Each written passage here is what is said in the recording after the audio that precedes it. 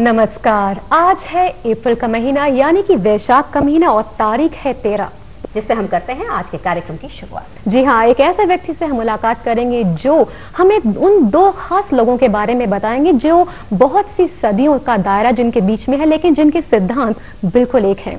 समाज उत्थान, समाज की ओर प्रेम, समाज को कैसे बेहतर बनाया जाए।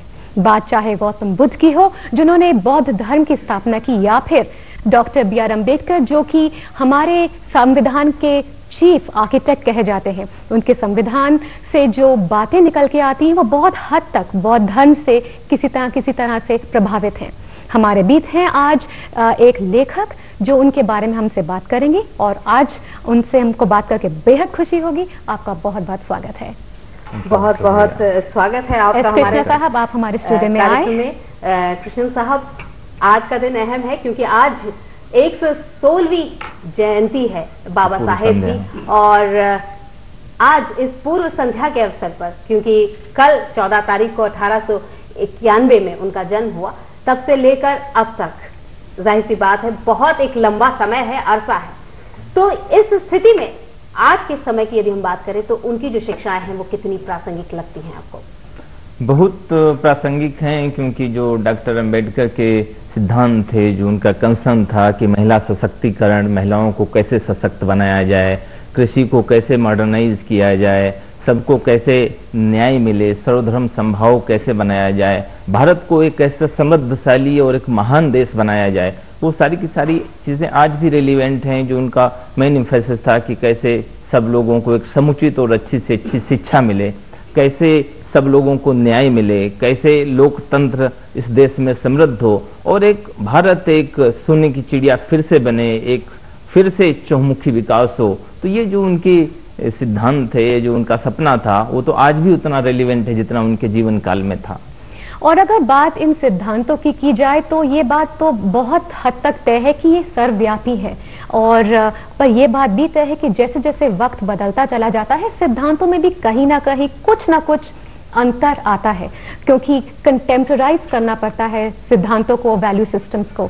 तो वो जो सिद्धांत इतने दशक पहले थे और आज उनमें अगर कोई चेंज आया भी है तो आप कितना वो समझते सही है? नहीं, ये शायद जो आप इशारा कर रही हैं भगवान बुद्ध की शिक्षाओं के प्रति, उनमें तो जब तक मानव समाज रहेगा तब तक उनका रिलेवेंस उतना ही रहेगा, क्योंकि बाबा साहब ने जो बुद्ध की शिक्षाओं को इसीलिए अपनाया कि 2500 साल पहले भी उतने रिलेवेंट थे, आज भी इतने रिलेवेंट है, 2500 साल बाद भी इतने ही रिलेवेंट रहेंगे। इसी वजह से इसको धम्मो सनातनो कहते हैं, this is the eternal law.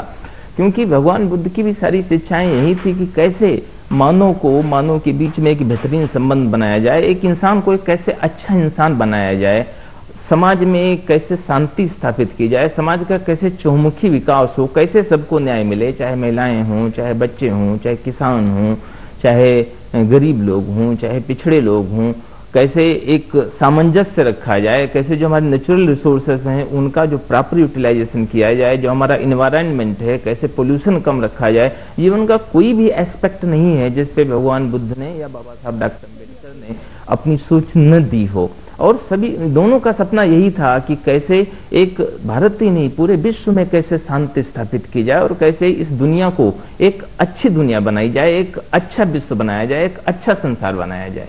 Bharat देश के प्रणेता, या यूं कहें जब हमारा संविधान बना, आजाद भारत का संविधान जब बना तो उसे जब ड्राफ्ट किया गया तो उसका चेयरपर्सन नियुक्त हुए बाबा साहेब।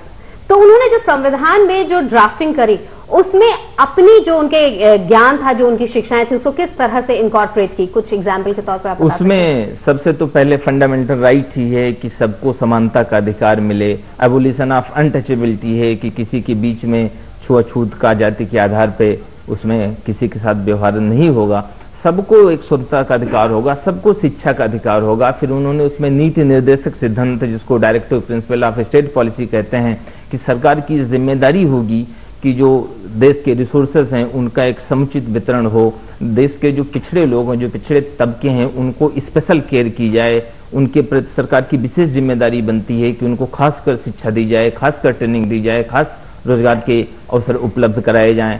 फिर उसमें फंडामेंटल उसके डायरेक्टिव प्रिंसिपल्स के बाद में जो और बाकी चीजें आती, डेमोक्रेसी कैसे मजबूत रखी जाए, कैसे जो पार्लियामेंट्री डेमोक्रेसी को इस देश में मजबूत रखा जाए, कैसे हमारा इलेक्शन होगा, कैसे हमारे नेता चुने जाएंगे, कैसे शासन व्यवस्था चलेगी, कैसे अमेंडमेंट किया, सब कुछ जिसमें उसका नीति निर्देशक या उसका जो क्रक्स है वो यही है कि हर इंसान को, देश का जो भी, भारत का जो भी भारत नागरिक हो, सबको कैसे समुचित न्याय मिले, कैसे उसका सामाजिक आर्थिक विकास हो, कैसे उसका आध्यात्मिक विकास हो, कैसे इस देश की विरासत को सुरक्षित रखा जाए और कैसे इस देश को आगे बढ़ाया जाए। तो उसी में जैसे हिंदू, बाद में वो हिंदू कोड बिल लेके आए जिसमें महिलाओं को अधिकार देने की बात थी कि जो पेरेंट्स की प्रॉपर्टी है उसमें भी बेटियों को अधिकार मिलना चाहिए, जो ससुराल में है उसमें भी अधिकार मिलना चाहिए, उनके साथ समानता का व्यवहार किया जाए, उनके साथ में कोई भेदभाव न किया जाए, इसी तरीके के जो समाज के पिछड़े वर्ग हैं उनके साथ में कोई भेदभाव न होने पाए, और कैसे हर किसी को अच्छी से अच्छी शिक्षा, बेहतरीन से बेहतरीन शिक्षा, सर्वधर्म संभाव। इसी वजह से बाबा साहब ने 1945 में पीपुल्स एजुकेशन सोसाइटी की स्थापना की, जबकि सरकार तो शिक्षा का काम कर ही रही थी लेकिन वो उसी से सेटिस्फाइड नहीं थे। इस वजह से पीपुल एजुकेशन सोसाइटी की स्थापना की, जिसके अंतर्गत उन्होंने औरंगाबाद में मिलिंद कॉलेज की स्थापना की, बॉम्बे में बुद्ध भवन, आनंद भवन की स्थापना की, जिससे हजारों हजार लोग निकल के वर्ल्ड क्लास के उसमें से लोग निकले।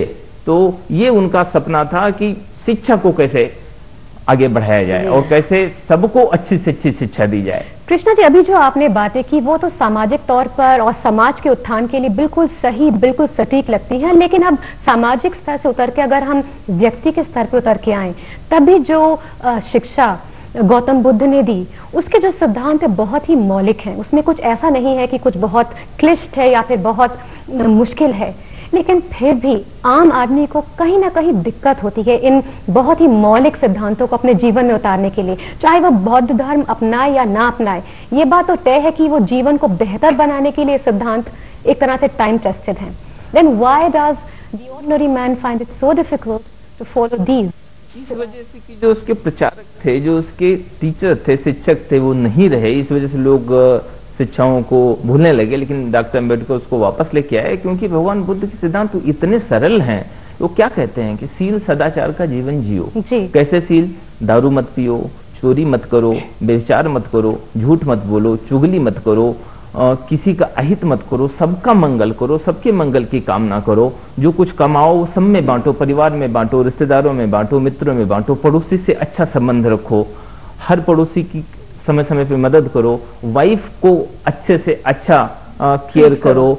कहते हैं कि जो भगवान बुद्ध कहते हैं, बाबा साहब भी उसी को कहते हैं कि वाइफ और हस्बैंड एक धुरी के दो पहिए हैं, कोई ऊंचा नहीं कोई नीचा नहीं, बैलगाड़ी के दो पहिए, इसमें कोई भी पहिया बड़ा होगा या छोटा होगा तो बैलगाड़ी चरमरा जाएगी। बिल्कुल। तो इस वजह से उसको कहते हैं बैलेंस को जीवन में बनाए रखना बहुत जरूरी है, और इसी पर आधारित बाबा साहेब की जो शिक्षाएं हैं, आपने एक किताब लिखी है गौतम बुद्ध के ऊपर, और उसमें आपने बाबा साहेब का भी एक प्रकरण उसमें रखा है, एक चैप्टर रखा है। हम ये जानना चाहेंगे कि उनका जो जीवन, अपना जीवन था, वो बहुत मुश्किलों से भरा हुआ था, तो उससे वो किस तरह से उभरे? डॉक्टर अम्बेडकर का जीवन, इसी में कहता हूँ कि चाहे भगवान बुद्ध हो या बाबा साहब डॉक्टर अम्बेडकर हो, उनके बारे में अगर कोई किताब नहीं भी पढ़ा है तो उनका जीवन अपने आप में एक ऐसी मिसाल है कि कितनी दिक्कतों के बावजूद भी अच्छी से अच्छी शिक्षा उन्होंने बीए किया, एमए किया, पीएचडी किया, डीएससी किया, डीलिट किया, कोलंबिया यूनिवर्सिटी से एमए किया, फिर जाके लंदन स्कूल ऑफ इकोनॉमिक्स से वहां से एमएससी किया, फिर ग्रेजुएशन लॉ से जो उसकी बैरिस्टर बने। और इसके बावजूद जो उनका पर्सनल जीवन था उसमें भी इतनी सादगी रखी उन्होंने, और जो एक पर्सनल इंटीग्रिटी, जब मिलिंद कॉलेज जो बना रहे थे तो उन्होंने सभी मित्रों को चिट्ठी लिखी कि एक एक महीने का चंदा दो, मुझे सैलरी दो। तो एक जाधव जी थे, शिक्षक थे, उन्होंने 3 महीने की सैलरी भेज दी है, चंदा। तो बाबा साहब ने उनको बड़ी स्ट्रांग चिट्ठी लिखी, अगर 3 महीने की तनख्वाह तुम मुझे भेज दोगे तो तुम्हारे बीवी बच्चे कैसे 2 महीने तक पलेंगे। तो 1 महीने की सैलरी रखी, 2 महीने की सैलरी उनको वापस भेज दी। बाबा साहब कभी उन्होंने कोई कानून नहीं तोड़ा देश का, इसी वजह से कभी जेल नहीं गए। जो भी उन्होंने आंदोलन किया, और बहुत आंदोलन किए, सबसे बड़े आंदोलनकारी थे, लेकिन जो कानून थे देश के उनके तहत रख के किए उन्होंने। कभी लॉ उन्होंने अपने हाथ में नहीं लिया, कभी उन्होंने बीड़ी सिगरेट पान नहीं उसका सेवन किया, कभी दारू नहीं पी, कभी कोई भी चीज उनके जीवन में, क्योंकि कहते हैं कि जो भी पब्लिक जीवन से जुड़े लोग हैं उनके कथनी में और करनी में कोई अंतर नहीं होना चाहिए। जो बाबा साहब की जयंती के अवसर पर हम चलते चलते आपसे ये जानना चाहेंगे कि आप आम लोगों को, आज की युवा पीढ़ी को क्या संदेश देना चाहते हैं, क्या कहना चाहते हैं? बाबा साहब युवाओं से कहा करते थे कि हमारे जो युवा हैं इस देश के, उनको 2 बातें कम से कम सीखनी चाहिए। नंबर 1, जब कभी उनको मौका मिलेगा, यहाँ मिले विदेश में मिले, अगर पढ़ने गए तो पूरे तन मन धन से पढ़ाई करें, और जब कभी वो सर्विस में जाते हैं या बिजनेस में जाते हैं तो ये मत भूलें कि वो समाज के प्रतिनिधि हैं और वो उनको जो कुछ भी मिल रहा है वो समाज के द्वारा मिल रहा है। तो अपनी पर्सनल भलाई के साथ साथ में समाज का हमेशा ध्यान रखें और ये मत भूलें कि उस देश के नागरिक हैं, उनकी जो जिम्मेदारी बनती है वो अपने प्रति नहीं, परिवार के प्रति, समाज के प्रति, वो देश के प्रति भी है। तो और कितनी भी दिक्कतें क्यों न हो, बाबा साहब कहते हैं संघर्ष करते ही रहना, आगे बढ़ते ही जाना है, अपने व्यक्तिगत स्वार्थ में नहीं पड़ना। साथ साथ अगर हमको आगे बढ़ना है तो घड़ी भी आगे बढ़ रही है। आपकी इतनी खूबसूरत बातें मन करता है सुनते ही चले जाएं, लेकिन घड़ी हमें आवाज दे रही है, कहना पड़ेगा आपको, अलविदा लेनी पड़ेगी आपसे इजाजत। हमारे साथ आए, हमारे से बातें की, बहुत बहुत धन्यवाद। आप लोगों को भी 14 अप्रैल की मुबारकबाद। बहुत बहुत शुक्रिया स्टूडियो में आने के लिए और बातचीत के लिए। और हमने जाना बाबा भीमराव अंबेडकर के बारे में और उनके जीवन के बारे में थोड़ी सी रोशनी डालने की हमने इस कार्यक्रम में कोशिश की। और ये भी बहुत जरूरी है शालू की मन जो है वो हमारा अगर स्थिर रहे तो बाकी सारी चीजें अपने आप सॉल्व होती चली जाती हैं। और कहा भी जाता है मन ही पूजा, मन ही धूप, मन ही सेवा, मन ही स्वरूप है। खटखट 2:10 तक जो समय दे रहा है हमारे दरवाजे पे, वक्त है कहने का अलविदा, आपसे इजाजत लेने का, लेकिन इस वायदे के साथ कि अगले हफ्ते एक बार फिर ELS आपके साथ रहेगा 5 से 6 from Monday to Friday as always. ये प्रॉमिस है हमारा आपसे। जी हाँ, और इसी के साथ नमस्कार। नमस्कार।